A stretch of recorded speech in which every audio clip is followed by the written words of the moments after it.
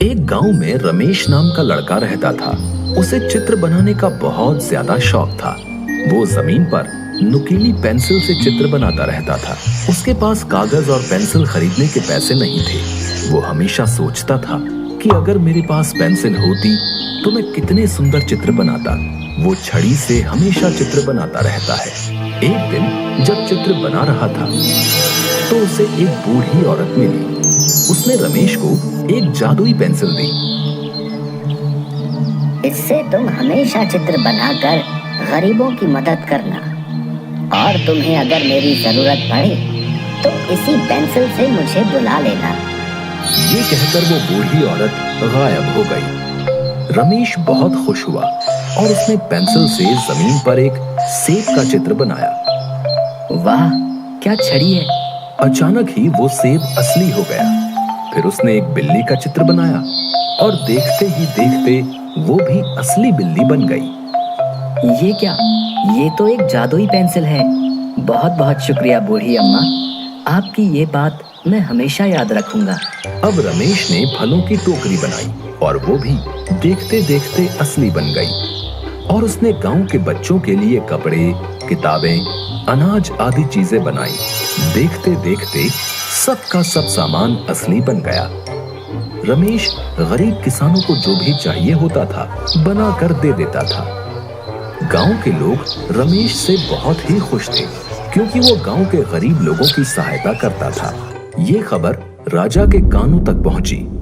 राजा ने रमेश को बुलाने का आदेश दिया और राजा ने रमेश से कहा, पहले तुम सोने से भरा एक घड़ा बना दो और ये पेंसिल मेरे हवाले कर दो।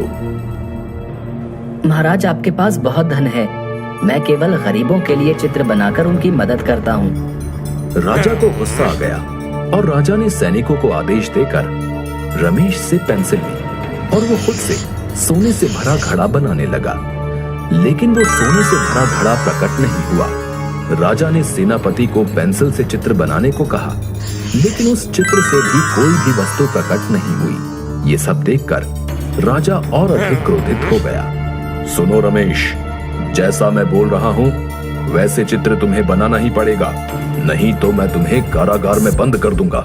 रमेश मन ही मन में सोचने लगा, अगर वो राजा की आज्ञा का पालन नहीं करेगा तो राजा उसे कारागार में बंद कर देगा, तो वो गरीब लोगों की मदद नहीं कर पाएगा। वो चतुर था। उसने तुरंत पेंसिल उठाई और उस बूढ़ी औरत का चित्र बना दिया और वहां बूढ़ी औरत प्रकट हो गई। उस बूढ़ी औरत ने राजा को समझाया। प्रणाम महाराज, सच कहूं तो आपके पास धन की कोई कमी नहीं है, लेकिन वाकई में जो गरीब है रमेश उनके लिए ढेर सारी खुशियां लाने का काम कर रहा है। आपने उससे ये पेंसिल छीन ली, लेकिन ये आपकी इच्छा अनुसार कोई काम नहीं कर पाई और न ही किसी और के हाथों से उस चित्र में जान आएगी। रमेश के काम के प्रति लगन और उसकी ईमानदारी देख के ही उसे ये पेंसिल मिली है। राजा को अपनी गलती का एहसास हो गया और राजा ने रमेश और बूढ़ी औरत से माफी मांगी और फिर बूढ़ी औरत वहां से गायब हो गई।